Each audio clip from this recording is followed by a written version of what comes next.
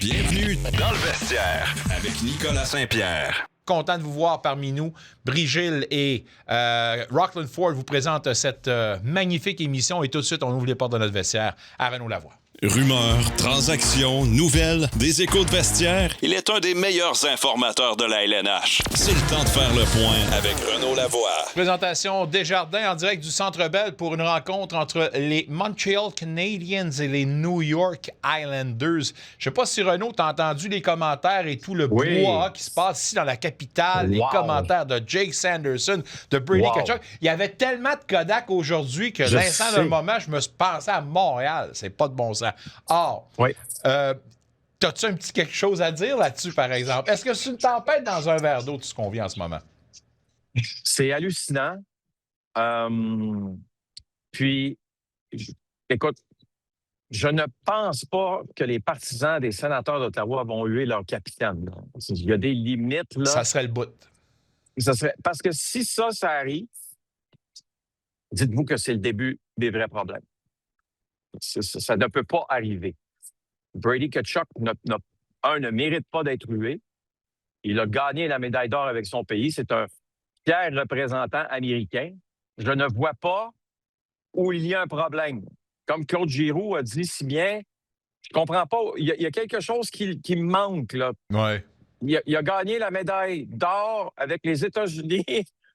C'est la première fois en 46 ans que les États-Unis gagnent la médaille d'or aux Jeux olympiques. Je veux dire, on lui reproche quoi, là? D'être allé à la Maison-Blanche?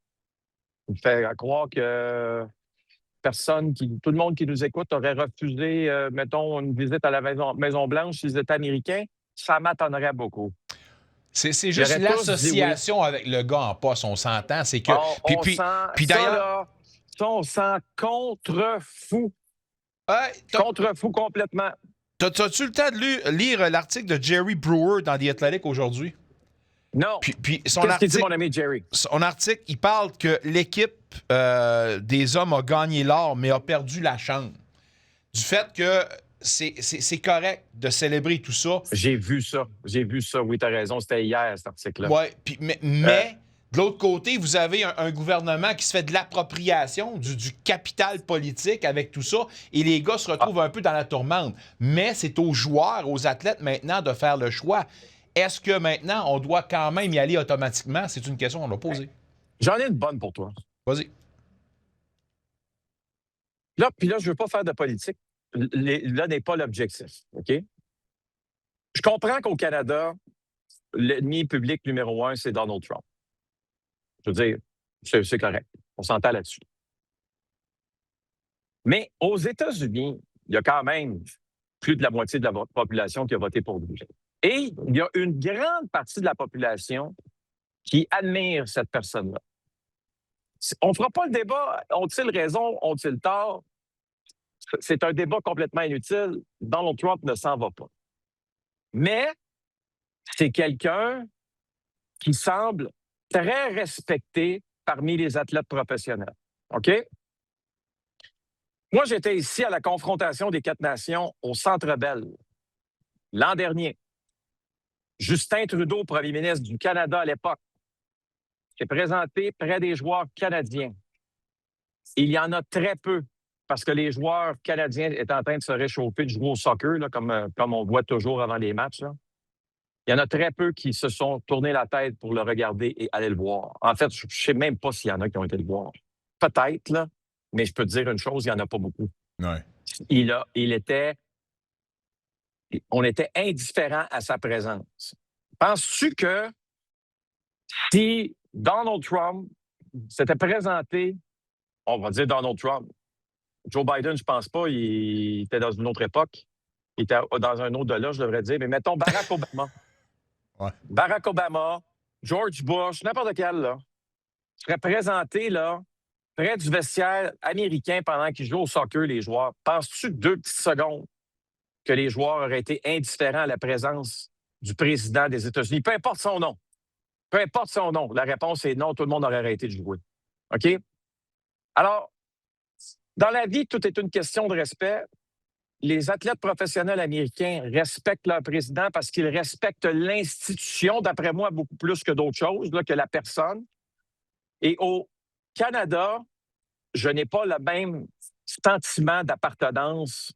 Je ne vois pas le même sentiment d'appartenance que ce soit chez les athlètes ou encore à travers la population. Euh, et alors, je te pose la question, est-ce qu'on est fier d'être Canadien? Oui. Est-ce qu'on l'exprime? Si on l'exprime, on ne l'exprime pas très, très bien. Alors qu'aux États-Unis, le drapeau est plus important que le reste, d'une certaine façon. Et je pense que c'est derrière le drapeau qu'un peu tout le monde se range. C'est une victoire spectaculaire que celle des États-Unis aux Jeux olympiques. C'est extrêmement dommage que tout ça prenne une tournure politique. Comme tu as dit si bien, c'est parce qu'on se l'approprie. Oui, on se l'approprie parce que ça fait 46 ans que ce n'est pas arrivé. Et deuxièmement, si ça faisait 46 ans que le Canada n'avait pas avait pas gagné la médaille d'or, je suis convaincu que Mark Carney aurait fait quelque chose pas d'aussi spectaculaire parce que nous, les Canadiens, c'est pas vrai qu'on va envoyer un avion militaire à Miami ou peu importe où au Canada pour transporter les joueurs jusqu'à Ottawa. On n'est pas comme ça. Ce n'est pas dans notre ADN. C'était le taxi de Cash Patel. C'est ça.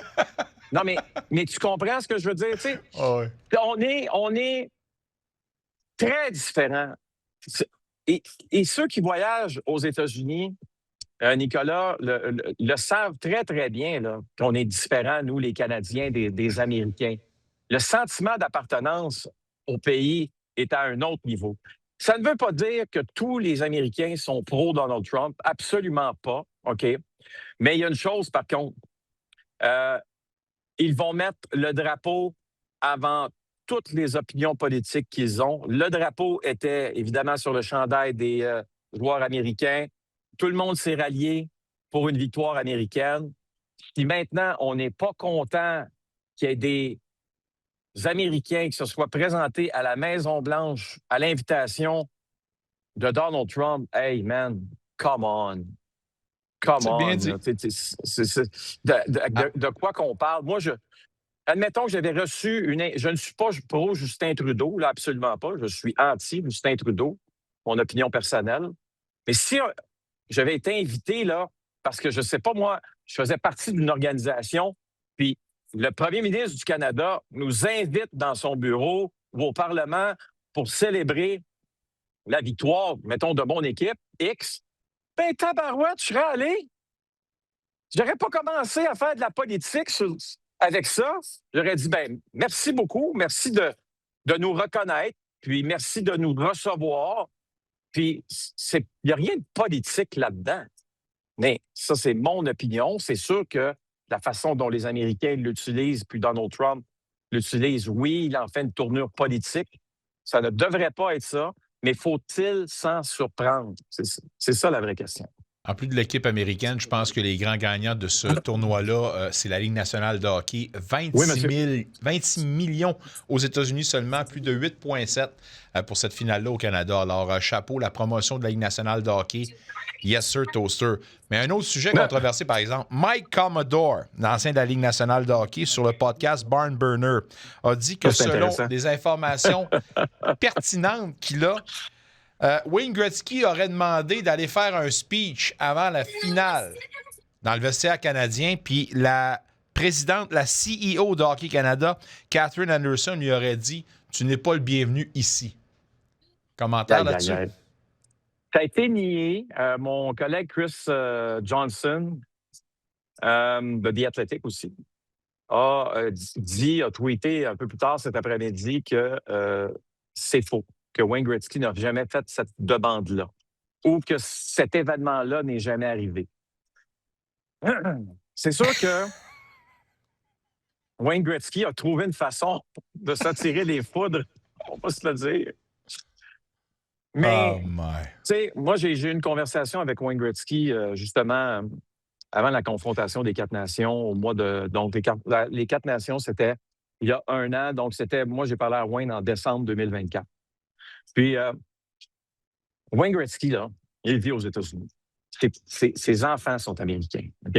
Ses petits-enfants sont américains. C'est difficile. Sa femme est américaine.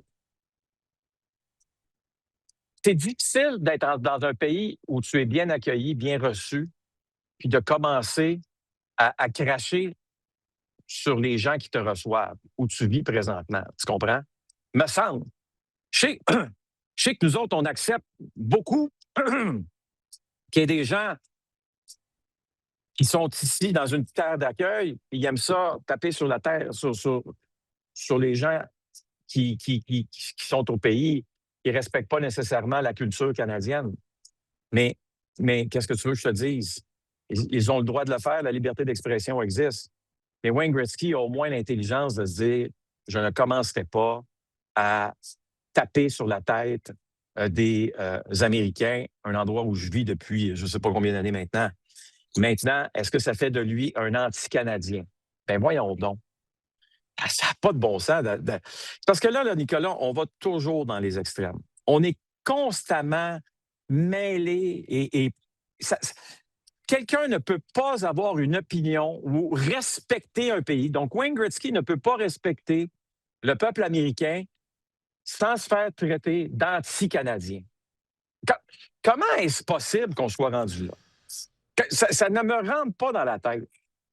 On s'est servi on s'est servi d'ailleurs de la tribune de Sportsnet avant, je ne sais pas si encore tu as vu la diffusion, mais on a posé la question à Wayne Gretzky à savoir de quel côté il penchait. Ça a été vraiment là, un exposé politique où Wayne Gretzky a eu à défendre justement son allégeance envers le Canada.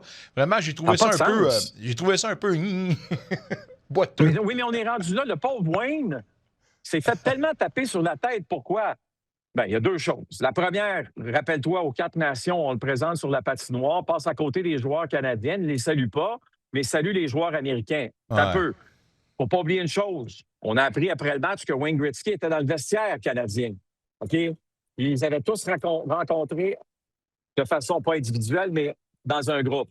Deuxièmement, l'élection de Donald Trump, la deuxième élection de Donald Trump, Wayne Gretzky s'est retrouvé donc à l'invitation de Donald Trump à la réception post-élection. Après l'élection, il y a eu évidemment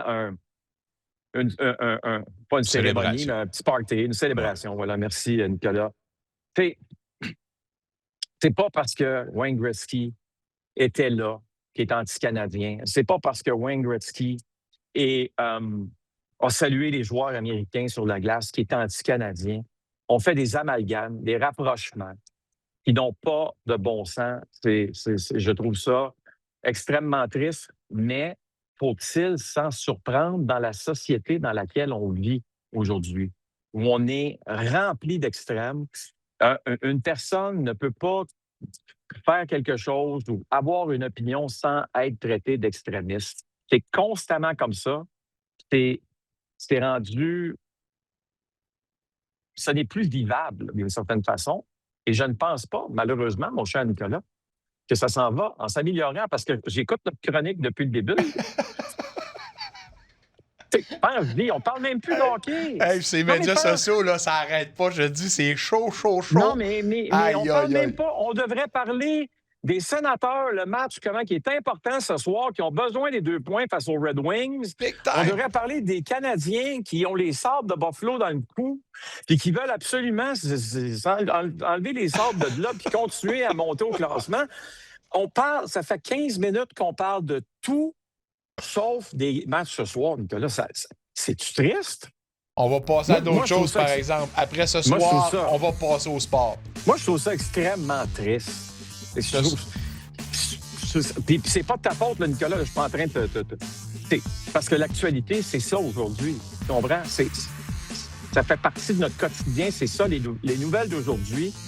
Arrêtez de mêler le politique au sport. Gros match ce soir. Les Canadiens contre les Islanders. On s'en parle. Bon week-end, mon ami. Tabarnouche, je te sens en feu. Tabarnouche. Bon match. Salut, mon chum. Comme ce soir, au Centre Bell, je pense qu'on va avoir tout un spectacle. Je vous en souhaite un à Ottawa. Salut, les gars. Salut, mon ami. Bye-bye. Un retour sportif 100% local dans le vestiaire avec Nicolas Saint-Pierre.